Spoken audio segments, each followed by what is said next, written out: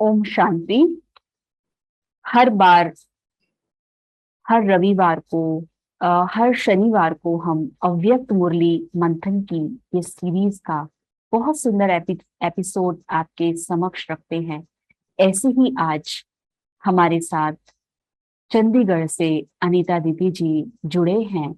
और जिस प्रकार से आपको पता है कि स्पार्क विंग की ओर से बहुत सुंदर एक प्रोजेक्ट आदि स्वरूप का चल रहा है, और उस प्रोजेक्ट के अंतर्गत कई सारे बाबा ने जो हमें गुण बताए, उन गुणों पे हमारी मुरलियां चल रही हैं। तो आज 16 कला, जो गुणों में सर्व गुण संपन्न, 16 कला संपूर्ण, संपूर्ण निर्विकारी, मर्यादा पुरुषोत्तम, इस प्रकार देवताओं की जो महिमा है उसमें सबसे पहली महिमा अगर हम देखें तो सर्व गुण संपन्न है।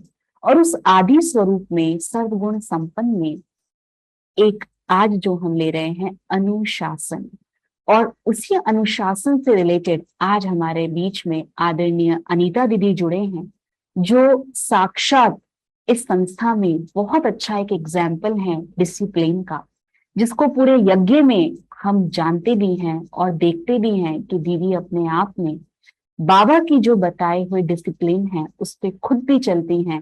और अन्य जो कुमारियां हैं, क्योंकि मधुबन में जब भी कुमारियों की ट्रेनिंग की बात आती है तो आपकी याद सबसे पहले आती है, क्योंकि अनुशासन में आप खुद भी रहे हैं। और उनको भी कैसे बाबा का जो अनुशासन है, जो श्रीमत है, उसको आप बताते भी हैं। और साथ ही साथ अनीता दीदी को हम माउंट आबू में सुनते भी हैं, और हमारा सोनीपत में जो रिट्रीट सेंटर है वहां के आप सीनियर फैकल्टी भी हैं। इतना ही नहीं, लेकिन ओम शांति रिट्रीट सेंटर में समय प्रति समय आदरणीय आशा दीदी भी आपको विशेष भट्टियों के प्रोग्राम्स के लिए, कॉन्फ्रेंसेस के लिए जब भी बुलाते हैं, आप सदैव ही प्रोग्राम्स के लिए बाबा के घर में, ओआरसी रिट्रीट सेंटर में आते हैं। तो दीदी को इतना लंबा समय हुआ, 1979 से आपने बाबा का परिचय लिया, ब्रह्मा कुमारी का परिचय आपको मिला, और 1987 से आप समर्पित रूप से अपने जीवन को बाबा की ईश्वरीय सेवा में लगा रहे हैं। तो आइए हम आज दीदी के खुद उनकी धारणाओं से रिलेटेड आज की मुरली जो बाबा ने बताई उसको हम सुनते हैं और समझते हैं। तो बहुत शॉर्ट समय हमारे पास है, और अगर आपके कोई प्रश्न होंगे तो हम उन प्रश्नों को जरूर नेक्स्ट एपिसोड में जरूर लेंगे। आज की मुरली है 7 मार्च 1990 की मुरली है, और मुरली का टॉपिक है रूलिंग तथा कंट्रोलिंग पावर से स्वराज्य की प्राप्ति। तो दीदी, ओम शांति और वेलकम आपका इस एपिसोड में, आप हमारे साथ आए।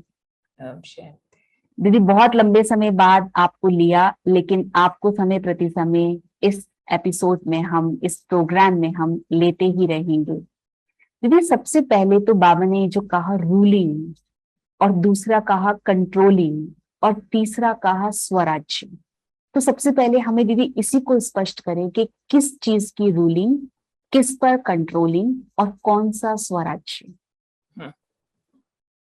बहुत अच्छा क्वेश्चन है। 3 शब्द हैं, तीनों अपने आप में बहुत गहराई को लिए हुए हैं।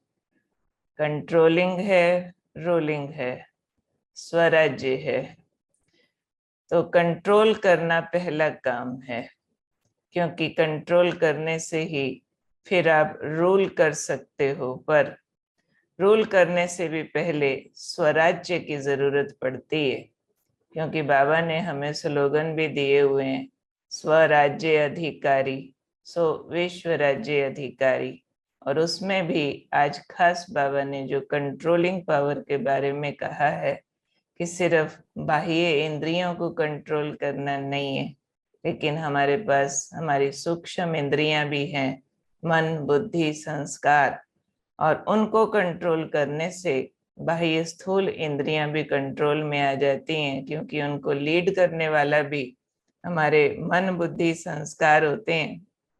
और इस कंट्रोलिंग पावर के लिए आज बाबा ने कहा कि जो दिखाई पड़ना चाहिए उसमें अभी बहुत काम बाकी है, उसमें संयम का अभाव दिखाई पड़ रहा है। जैसे तराजू का बाबा ने उदाहरण दिया है कि योगी एकाग्र होना चाहता है और अंदर मन बुद्धि के तराजू पर कभी बंदर आकर बैठ जाता है, और बंदर टिक कर नहीं बैठता, चाहे पूंछ ही क्यों ना हिलाता रहे, लेकिन हिलता रहेगा। तो वो है मन बुद्धि संस्कार के ऊपर काम करना। बेशक मन बुद्धि संस्कार तीनों द्वापर कलयुग के बहुत समय के कर्मों से प्रभावित हैं, लेकिन बाबा जो आज हम बात कर रहे हैं, हमारा आदि स्वरूप और आदि और अनादि गुणों को जब बाबा हमें जागृत करने की ट्रेनिंग देते हैं और उसको हम जागृत करते हैं, तो उससे हमारी कंट्रोलिंग पावर बढ़ती चली जाती है। एकाग्रता के स्वरूप से वो बंदर पूंछ हिलाना बंद कर देता है, हम एकाग्र होते जाते हैं अपने दोनों स्वरूपों पर, अनादि स्वरूप पर भी आदि स्वरूप पर भी। जितना जितना वो जागृत होते जाते हैं, कंट्रोलिंग पावर बढ़ती जाती है, उतना ही स्व पर राज्य कर पाते हैं।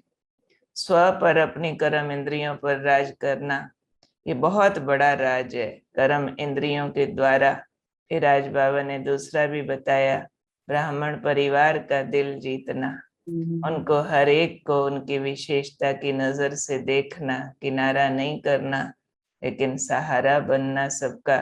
तो वो जो हमारी दूसरी बात आती है फिर स्वराज्य अधिकारी, तो ऐसा अपने ऊपर हम राज कर पाते हैं कि जिससे हमारा स्वार्थ परमार्थ यानी स्व की उन्नति भी और ब्राह्मण परिवार से निभाना भी, ये दोनों ही हमारा जो है वो इस दूसरे स्वराज्य में आएगा। स्वराज्य हमारा जंगल के सन्यास वाला स्वराज्य नहीं है कि मैं अकेला अपनी कर्म इंद्रियों पर राज कर रहा हूँ, दैट्स ऑल। नहीं, वो अपने ऊपर राज माना, फिर सबके साथ मिलजुल करके चलना।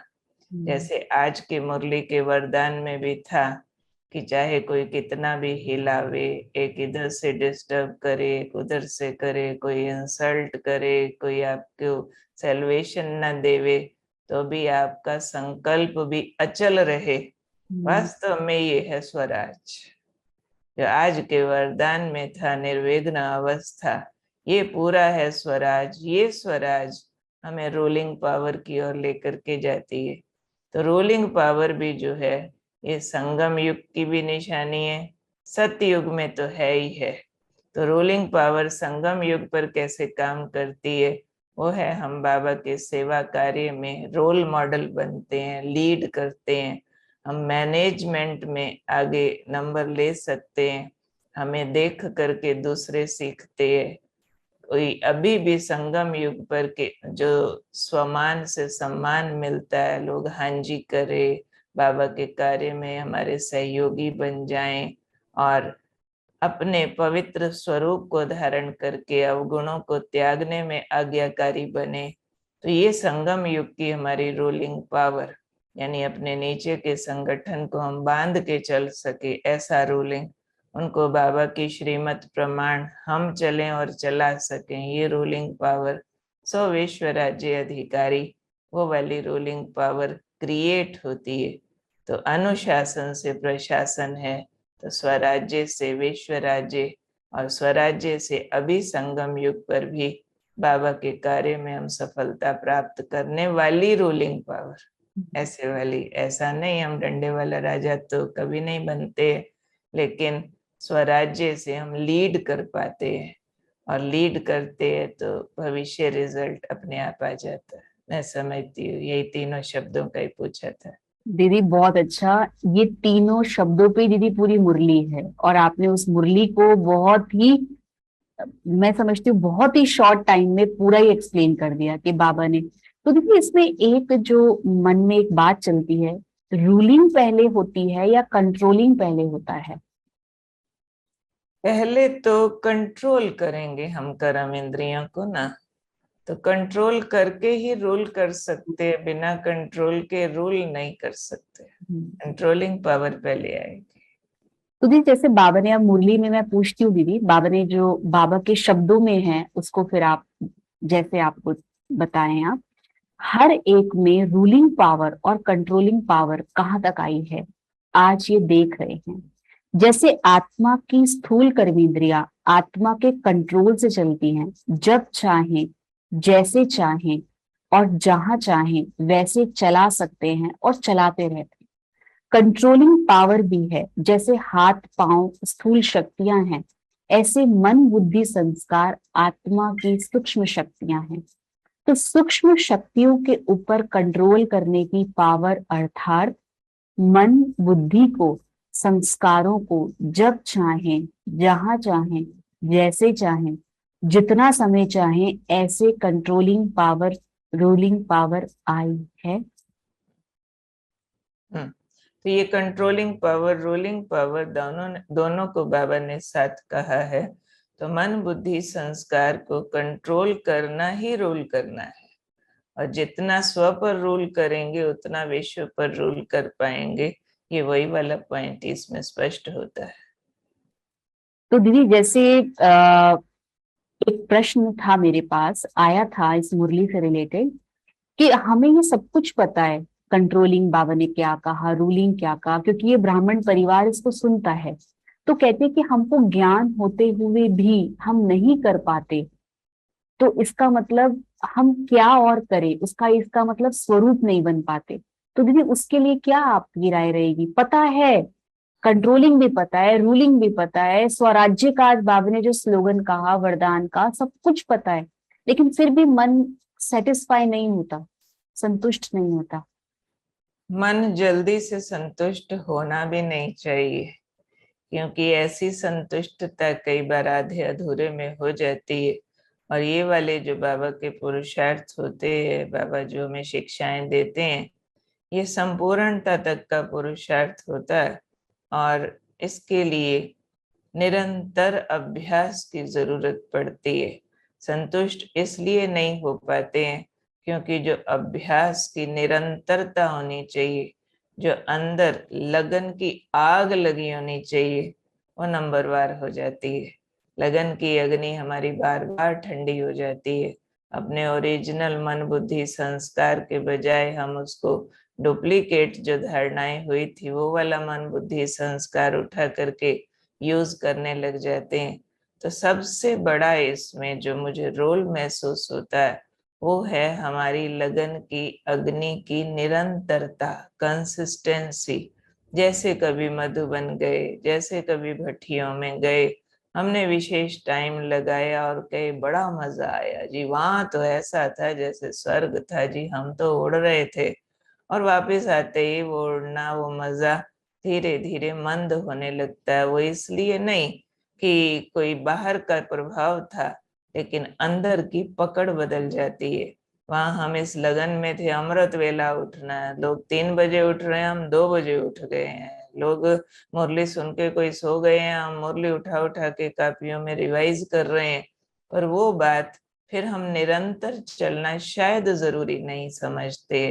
तो कंसिस्टेंसी एक ऐसी चीज है जो हमारे किसी भी पुरुषार्थ में बल प्रदान करती है, क्योंकि स्पीड कम नहीं होनी चाहिए, लगन की आग कम नहीं होनी चाहिए। जैसे कोई चलता चलता रुक जाए या बैक गियर लगा ले, तो सफर उसका तय होने के बजाय उल्टा वापस आने लग जाएगा। एक है कोई चलता रुके, कम प्रभाव पड़ेगा। कोई चढ़ता रुक जाए तो स्लोप पर वापस गिरने लगेगा।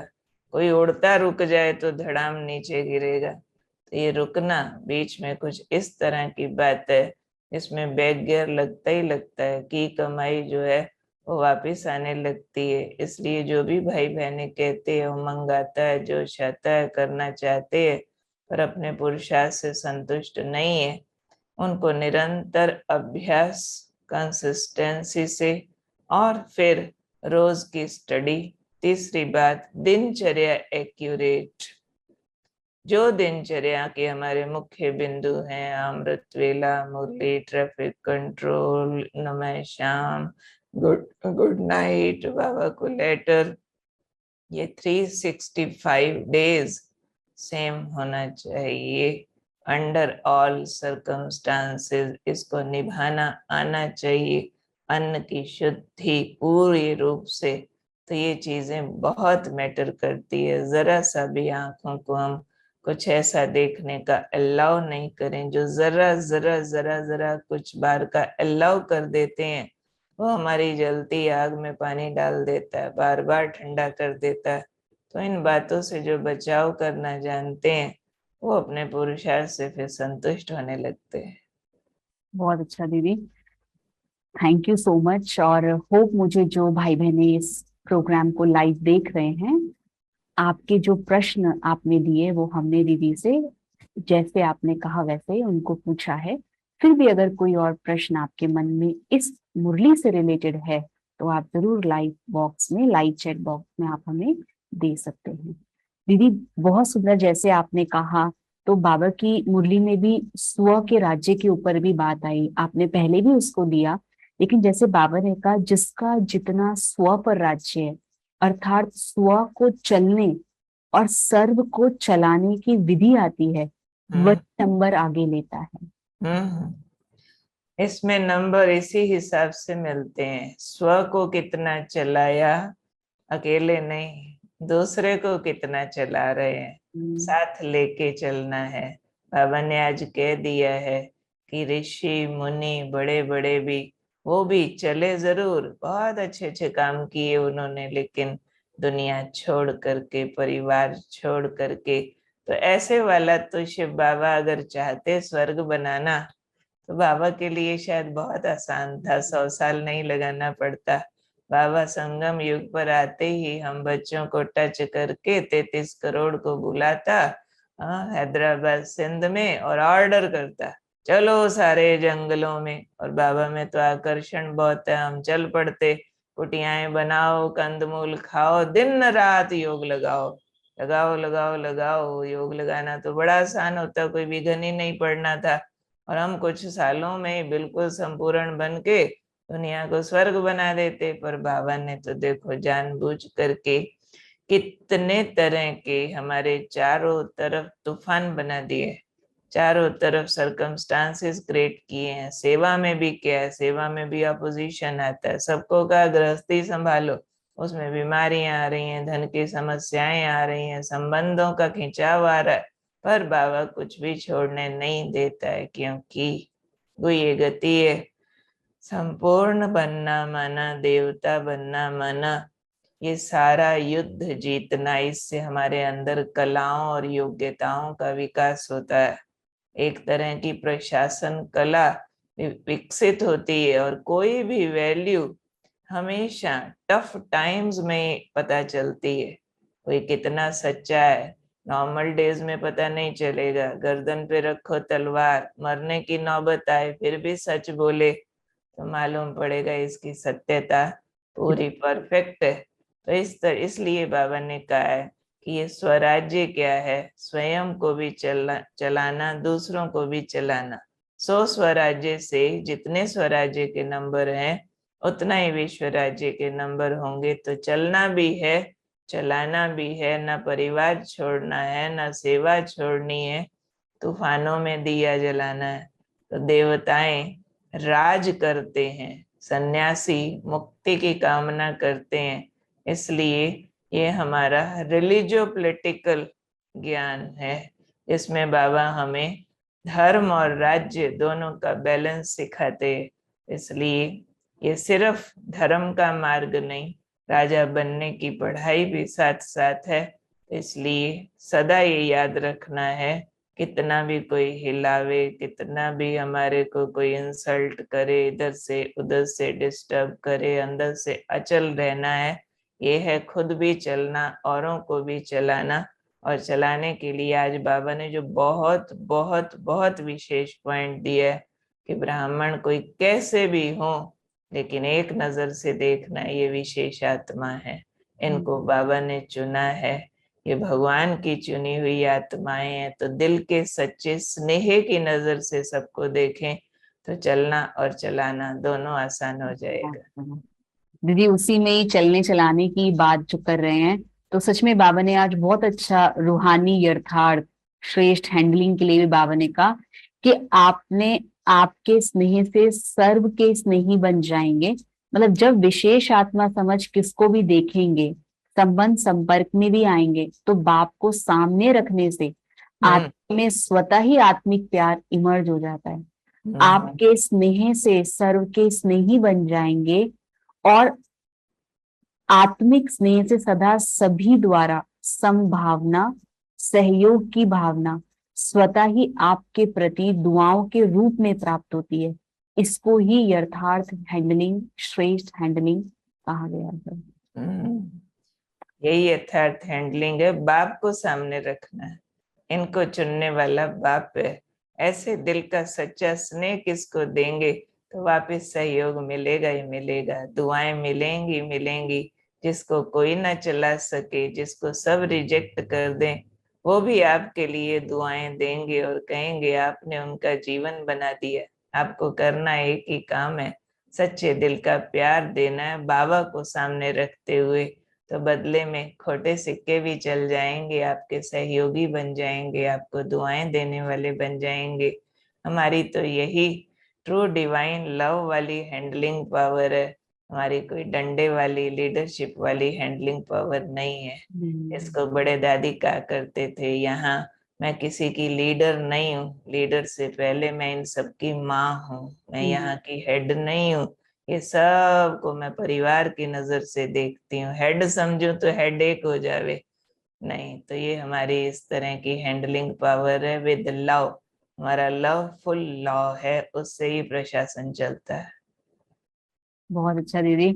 मुरली तो बहुत गहरी है, पर मैं लास्ट दीदी 2 प्रश्न और लेती हूँ, समय को भी देखते हैं। दीदी बाबा ने 3 शब्द भी आज कहे, जैसे हैंडलिंग की बात की, तो बाबा ने कहा कि क्यों, क्या और वांट चाहिए। ये 3 शब्द खत्म कर एक शब्द बोलो। तो वाह, बाबा ने कहा कि वाई आए तो भी एक शब्द बोलो, वाह आए तो भी एक शब्द बोलो। वाह वाह शब्द तो आता है ना, वाह बाबा, वाह मैं और वाह ड्रामा। सिर्फ वाह बोलो तो ये 3 शब्द खत्म हो जाएंगे। पर दीदी एक प्रश्न आता है कि बाबा तो बहुत इजीली कह देते हैं कि ये बोलो, लेकिन ये खत्म तो होता नहीं है, इससे आता रहता है। आते आते खत्म हो जाएगा, पहले होप रखो। अगर आता भी रहता है तो ये रिपीट नहीं करना मन में कि आता रहता है। मन में ये जरूर कमांड देनी है कि बस खत्म होने वाला है, अब नहीं आएगा, कम होते होते चला जाएगा। और ये 3 शब्द जो है ना, वाई, व्हाट, वांट, ये जो बाबा ने आज बात कही है, एक शब्द से खत्म कर दो, वाह। तो इसी से पता चलता है कि ये तीनों एक गैप फीलिंग से आते हैं, अप्राप्ति की फीलिंग से आते हैं। मुझे ये नहीं मिला, वो नहीं मिला। ये जो वांट तीसरा शब्द बताया ना, ये want he why and what को क्रिएट करता है। अगर वांट्स के ऊपर ही हम ध्यान दें, वांट्स मीन्स एक्सपेक्टेशंस। आजकल एक्सपेक्टेशंस के लिए रॉयल शब्द आ गया है, चॉइसेस, जिसको बाबा ने पहले अव्यक्त मुरलियों में कहा हुआ है कि बच्चे कहते हैं कि बाबा चाहिए नहीं पर अच्छा लगता है। वो चाहिए नहीं है, अच्छा लगता है, कुछ गलत नहीं है लेकिन अच्छा लगता है, इच्छा नहीं है। तो ये थोड़ा सा हमने सिर्फ इन बातों को फैशनेबल बना दिया है कि वांट्स नहीं है, एक्सपेक्टेशन नहीं है। और मुझे ना दाल नहीं सब्जी अच्छी लगती है, सब्जी ये वाली नहीं वो वाली अच्छी लगती है, ये वाला कलर नहीं, ब्रांड नहीं, वो वाला वो वाला। तो ये चॉइसेस भी आत्मा की बहुत ज्यादा कमजोरी का प्रतीक है। छुई मुई बना देती हैं ये चॉइसेस हमें। अपने पसंद का हमें बेड तक, रूम तक, एसी तक भी नहीं मिला तो कहेंगे जी नींद खराब हो गई। कोई ऊंचा बोलता है जी मुझे आवाज पसंद नहीं है, जी मुझे ये वाला डिजाइन पसंद नहीं है, ये वाली सेटिंग, ये वाली व्यवस्था। तो इसलिए ये सारी वांट्स को खत्म करके केवल एक ही ईश्वरीय भाषा बोलनी है हमको, वाह सब कुछ अच्छा है। जो था अच्छा, जो है अच्छा, जो होगा अच्छा। तो जैसे बाबा के कमरे में पहले जाते थे, हम नए नए ज्ञान में चले तो पार्टीशन था एंट्रेंस पे, और एक दीवार पर लिखा हुआ था कि बाबा ने अच्छा अच्छा कह के सबको अच्छा बना दिया। जैसे भी बच्चे बाबा के सामने आए, बाबा हर एक को कहते रहे बहुत अच्छे बहुत अच्छे। तो जो बात, जो हालात जैसी भी हो, उसमें से वाह वाली बात ढूंढ लेनी है। अच्छा अच्छा अच्छा, एक्सेप्टेंस। एक्सपेक्टेशंस को काटा लगा के एक्सेप्टेंस, चॉइसेस को काटा लगा के वाह वाह वाह। तो जहां वाई आए, जहां वॉट आए, वहां केवल कह दो कि बाबा ने कह दिया है, सब कुछ अच्छा था, अच्छा है, अच्छा होने वाला है। पर्दे के बाहर मुझे अच्छा नहीं समझ में आ रहा, लेकिन वो पर्दे के पीछे छिपी हुई अच्छाई को, ये गति बाबा को दिखती है, आज नहीं तो कल मेरे सामने भी आ जाएगी। ये एक अंधविश्वास। आज की मुरली में भी बाबा से सौदे का आधार बाबा ने निश्चय बताया। तो ये निश्चय अच्छा था, अच्छा है, अच्छा होगा। अपनी बुद्धि के घोड़े ज्यादा नहीं दौड़ाने हैं, तभी मन बुद्धि कंट्रोल में आता है। बहुत अच्छा दीदी। आज की दीदी अगर साकार मुरली देखें तो आज भी बाबा ने साकार मुरली में बहुत ऐसी बातें, आज जो हम अव्यक्त मुरली रात को रिवाइज कर रहे हैं, बहुत सारी चीजें उससे सिमिलर हैं जो बाबा ने आज की साकार मुरली में भी बहुत सारी अच्छी अच्छी बातें हमें बताई। जो आपने बताया भी, वरदान में बाबा ने कहा, स्लोगन में भी कहा। तो दीदी जैसे बाबा ने लास्ट एक है, आपने इसको पहले, सबसे पहले मुरली जब हमने शुरू की तो आपने लिया भी था कि कुछ भी किनारा नहीं करना, सब कुछ करते हुए हमको जो भी कार्य है वो करना है। इसलिए कभी भी किसी भी बात में, किसी स्थान से, किसी सेवा से, किसी साथी से किनारा करके अपनी अवस्था को अच्छा बना के दिखाऊंगा, ये संकल्प नहीं करना। कहते हैं ना, हम इनके साथ नहीं चल सकते, उनके साथ चलेंगे, इस स्थान पर उन्नति नहीं होगी, दूसरे स्थान पर होगी, इस सेवा में विघ्न है, दूसरी सेवा में अच्छा होगा। ये सब किनारे करने की बातें हैं। अगर एक बार ये आदत अपने में डाली तो ये आदत आपको कहाँ भी टिकने नहीं देगी, बुद्धि को एकाग्र रहने नहीं देगी, क्योंकि बुद्धि को बदलने की आदत पड़ गई है। दीदी इस चीज को जैसे है ना, ये बुद्धि को बदलने की आदत पड़ गई, ये भी कमजोरी गिनी जाएगी, उन्नति नहीं गिनी जाएगी। सदैव अपने में शुभ उम्मीदें रखो, ना उम्मीदें नहीं रखो। तो दीदी ये जो आदत बाबा ने शब्द कहा ना कि ये हाँ, आदत पड़ जाएगी, तो कभी कभी दीदी हम ब्राह्मण बच्चे सोचते हैं ना कि नहीं, बाबा के नियम के हिसाब से तो ऐसा नहीं है, ऐसा होना चाहिए, ये ग्लास ऐसे नहीं, हमें ऐसे मिलना चाहिए। तो दीदी इसको थोड़ा सा, ब्राह्मण परिवार में बहुत चीजें समझ नहीं पाते कि बाबा किस तरीके से कह रहे हैं, तो थोड़ा सा दीदी इसको आप समझाएं, क्या है अनुशासन, क्या है इसमें। अनुशासन तो एक्सेप्टेंस का ही है, क्योंकि बाबा ने जो कहा आदत पड़ जाएगी, तो हमें भक्ति मार्ग से एक आदत पड़ गई थी कि स्वयं को नहीं, हालात को बदलने की, स्थिति को नहीं, परिस्थितियों को बदलने की। सारा भक्ति मार्ग उसी पर आधारित है। हम रेडीमेड के इंतजार में आरती पूजा करते रहे, हे भगवान कृपा करो, पैसा दे दो, बच्चा दे दो, पास करा दो, हमें नौकरी दिला दो, ये कर दो। रेडीमेड, यानी उसमें हमने पुरुषार्थ नहीं मांगा, उसमें हमने अपना परिवर्तन नहीं मांगा, उसमें हमने रेडीमेड कंफर्ट्स मांगे हैं। और वो रेडीमेड कंफर्ट्स की आदत होने करके, जहाँ हमारा कंफर्टेबल जोन हमें नहीं मिलता है, हम वहां से किनारा करना चाहते हैं। समझो किसी के साथ संस्कार नहीं मिलते हैं, तो हमें लगता है कि यहाँ तो पुरुषार्थ करना मुश्किल हो गया है, ये बंदा बदल जाए, या तो ये व्यक्ति यहाँ से चला जाए, या मैं यहाँ से चले जाऊं। तो ये अगर परिवर्तन हो जाएगा तो हम कंफर्टेबल हो जाएंगे। हम फलाने स्थान पर आए हैं, वहाँ हमारे हिसाब से सिस्टम नहीं सेट बैठता है, हमारे हिसाब से मुरली का टाइम टेबल, हमारे हिसाब से भोग की व्यवस्था, बेंजी का व्यवहार, सेंटर का व्यवहार, ये हमारे हिसाब से नहीं है। फलाना मकान हमारे हिसाब से नहीं है, हम बदली करते हैं। तो एक मुरली में बाबा ने कहा था कि पेपर हॉल बदलने से पेपर नहीं बदलता है। तो ये अगर परिस्थितियां आई हैं तो ये परीक्षाएं आई हैं। परीक्षाएं क्यों आई हैं? हम आत्माएं लॉन्ग जर्नी पर हैं। पिछला भी कैरी फॉरवर्ड होता है, तो पिछले अकाउंट कैरी फॉरवर्ड होने से वो बात, वो व्यक्ति, वो स्थान हमारी वेवलेंथ से मैच नहीं कर रहा है, हमारी चॉइसेस के अगेंस्ट जा रहा है, हमारी पुरुषार्थ के प्रोग्रेस में जो इजीनेस होनी चाहिए वो उसके अगेंस्ट जा रहा है। समझो हम कहीं अमृत वेला ही उठना चाहते हैं, अच्छी इच्छा है, लेकिन कोई हालात और स्थान ऐसा है कि हमारे अमृत वेला उठने से ही कोई डिस्टर्ब हो रहे हैं। तो ऐसे में हमें लगेगा लो हम तो इनको दुख दे रहे हैं, नहीं, फिर ऐसी और युक्तियां निकालें कि हम उठें भी, अमृत वेला करें भी, और वो दुखी भी ना हो, सांप भी मर जाए, लाठी भी ना टूटे। क्योंकि जो भी हमारे मार्ग में किसी भी तरह के ऑब्स्टेकल्स हैं, वो सारे के सारे हमारा कोई ना कोई अकाउंट है, तो उसको सेटल भी करना है। किनारा किए बिना हमें एग्जाम क्लियर करना है, क्योंकि क्वेश्चन पेपर वही रहेगा।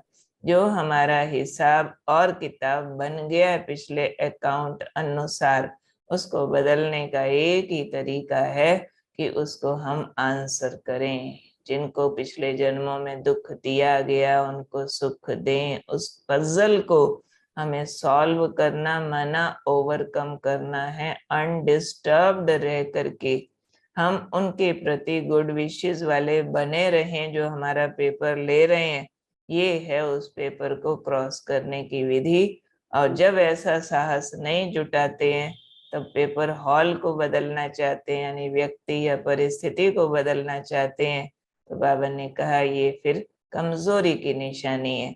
तो इस कमजोरी को ओवरकम करने के लिए बहादुर बने, हिम्मत रखें, परिस्थितियों को एंजॉय करें, उन्हें मुसीबत न समझें, सारा जोर अपने परिवर्तन पर लगाएं, अपनी आंतरिक खुशी को स्टेबल रखना, बाबा से सुख और आनंद लगातार लेते रहना। तो फिर ये शिकायत नहीं रहेगी कि हालात बदले, नहीं, मैं प्रोग्रेसिव मोड पर हूँ, मुझे ही बदलते जाना। राइट दीदी, बहुत अच्छा दीदी। आज बाबा की जो मुरली है तो दीदी बहुत आगे, बाबा ने टीचर्स के लिए भी बहुत कुछ कहा है, लेकिन हम उसको कभी नेक्स्ट पार्ट सेकंड में आपके साथ जरूर लेंगे। और जैसा सर्व गुण संपन्न में बाबा ने अनुशासन की भी एक गुण है, जिस गुण के ऊपर पूरी मुरली आज हमने देखी, और आप उसके लाइव एग्जाम्पल कहें या बाबा के एक बताए मैसेंजर कहें, आप हमारे पास हैं। तो ऐसे ही दीदी अपने अनुभवों से, अपनी बातों से आप हमें आगे भी इस एपिसोड में और बताते रहें। और जो भी भाई बहने आज इस मुरली को सुना, चाहे रूलिंग पावर हम बाबा ने कहा, कंट्रोलिंग पावर कहा, और जो प्रश्न आपने रखा कि दोनों में कौन से इंपॉर्टेंट है, तो ये सारी ही चीजें इंपॉर्टेंट है जैसा दीदी ने बताया। और बाबा ने हमें इस मुरली के माध्यम से भी बताया कि रूलिंग पावर भी कब होगी, जब हम कंट्रोलिंग पावर करेंगे, और दोनों चीजें होंगी तो हम स्वराज्य अधिकारी, तो विश्व राज्य अधिकारी आपे ही बन जाएंगे। तो बहुत बहुत थैंक्स दीदी आपका, बहुत ही शॉर्ट नोटिस पे आप हमारे साथ ज्वाइन करें, आपका बहुत बहुत थैंक्स। और जो भी दर्शक इस प्रोग्राम को देखते हैं, आप हर सैटरडे को देखते रहें।